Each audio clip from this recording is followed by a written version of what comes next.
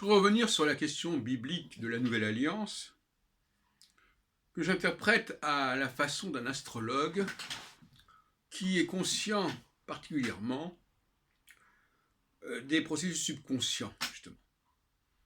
C'est-à-dire que, fait compte, on ne capte certaines choses qu'à notre insu.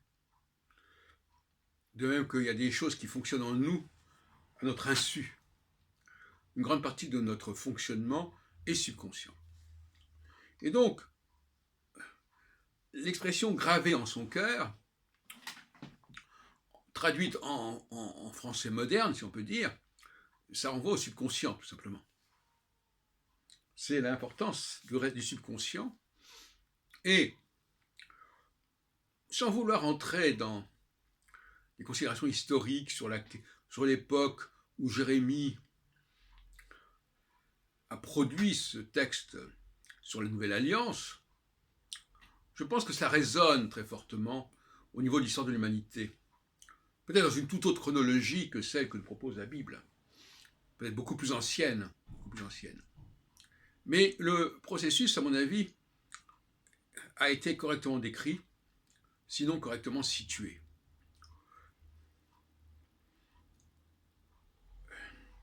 Autrement dit, l'émergence de l'astrologie, l'instauration de notre rapport à l'astrologie aurait été voulue par les dieux. Souvent parler de cette notion de Dieu extraterrestre, un peu à l'agence Indie, ayant aménagé notre planète, c'est pas d'hier que j'en parle. C'est déjà très ancien. Et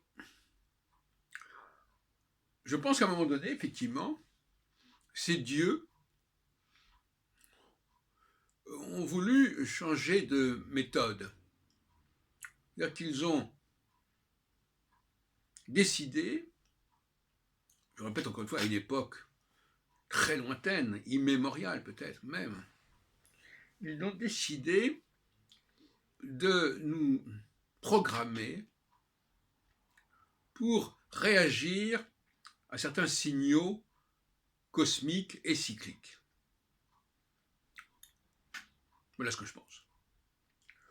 Autrement dit, je fais la synthèse entre mes recherches sur cette sensibilisation aussi à certains signaux qui ont été déterminés non pas par la nature, même en se servant de la nature bien sûr, mais qui ont été déterminés par des organisations sociales,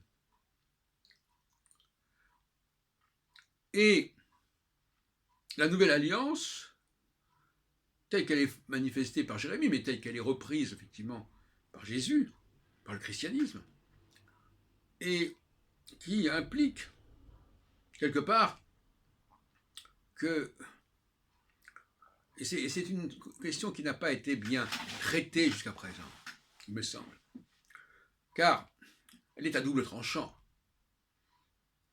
Dire que les choses sont gravées dans notre cœur, ça veut dire quelque part que nous sommes plus libres. Il faut dire les choses comme elles sont. Nous ne sommes plus libres d'éprouver certaines choses, d'évoluer d'une certaine manière. Tout notre processus cyclique comportemental serait prédéterminé. Et c'est ce qui permet à l'humanité de fonctionner dans un certain ordre, avec une certaine cohérence. Donc, autrement dit, on pourrait dire qu'après un certain chaos, où l'humanité aurait un petit peu dérivé, aurait fluctué de façon un peu imprévisible, on aurait basculé vers autre chose, de beaucoup plus organisé, vers un ordre.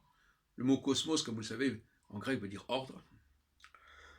On aurait connecté l'humanité à certains signes cosmiques, à certaines configurations cosmiques, pour lui donner une certaine discipline.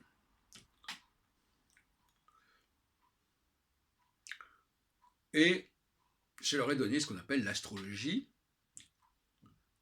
une astrologie que nous avons en nous-mêmes.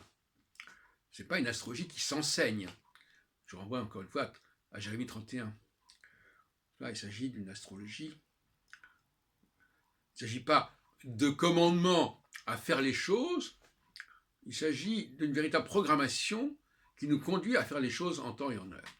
Alors, le principal commandement, en fin de compte, excusez mon approche astrologique, c'est le timing. C'est-à-dire que c'est la périodicité. La périodicité, nous essayons laborieusement de la mettre en place avec nos élections, avec nos mandats, avec nos quinquennats et septennats, etc. Voilà ce qu'on voit. Mais derrière tout ça, de façon comme un substrat fondamental, il y a une cyclicité beaucoup plus sérieuse. Autrement dit, on serait passé d'un respect du Shabbat plus ou moins respecté, justement, à un Shabbat qui se serait complètement articulé sur notre subconscient et qui, par conséquent, sur lequel, par conséquent, nous n'aurions pas prise pour respecter ou ne pas respecter le Shabbat. Autrement dit, le commandement principal, selon moi, du judaïsme, c'est le respect des périodes, le respect du temps. Ce n'est pas la question du comportement, fais ceci, ne fais pas cela, non. C'est vraiment le fait de faire ou ne pas faire les choses, de distinguer ou de ne pas distinguer, de séparer ou de ne pas séparer. Et quand est-ce qu'il faut le faire? L'Ecclésiaste est un texte astrologique remarquable. Il y a un temps pour chaque chose. Il y a un temps pour chaque chose, mais il n'y a rien de nouveau le soleil, c'est-à-dire qu'il n'y a pas de finalité, il n'y a pas de terme aux choses. Les choses se succèdent, alternent indéfiniment, sans aucun processus directionnel, en quelque sorte. Donc, pour moi, le Shabbat représente justement cette dimension de la périodicité. Si ce n'est que, effectivement, tel qu'il est formulé, il est formulé selon des critères externes. On nous dit, voilà, le samedi, ceci, cela, etc. Alors que moi, je dis que le vrai Shabbat, nous l'avons en nous-mêmes, et que nous n'avons pas le choix de ne pas le respecter. Alors que le Shabbat extérieur, on peut toujours dire, je ne le respecterai pas. Il peut y avoir une pression sociale à le respecter, mais néanmoins, ce n'est pas la même chose. Et donc, il semblerait que les dieux d'Israël, les dieux du peuple hébreu, aient voulu que nous nous conformions à une certaine cyclicité, et ils nous auraient programmés pour être en phase avec certaines configurations astrales que j'ai d'ailleurs complètement définies et précisées il y a déjà un certain temps.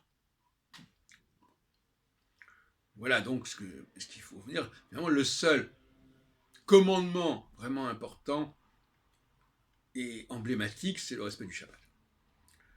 Et c'est un respect du Shabbat collectif, c'est l'interdiction de faire certaines choses, et c'est cela, le commandement par excellence, et d'ailleurs les Juifs l'ont bien compris, ils le disent eux-mêmes, n'est-ce pas? Ils emploient d'ailleurs le mot symbole, hôte, marqueur, et c'est tout à fait exact.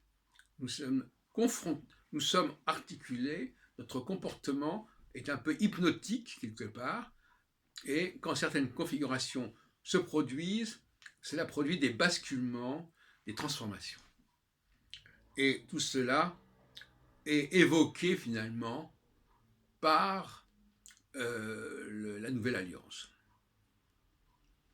Donc, je ne sais pas si elle est réservée aux Juifs ou pas, je ne sais pas à quelle époque cette Nouvelle Alliance s'est faite, je crois qu'elle est certainement beaucoup plus ancienne que l'histoire de la Bible, et notamment que le temps de Jérémie, mais il n'en reste pas moins que la succession ancienne alliance surconsciente, nouvelle alliance subconsciente, est certainement une des lois fondamentales de notre humanité et mérite d'être considérée comme une théorie fondamentale qui peut rivaliser avec la théorie darwinienne.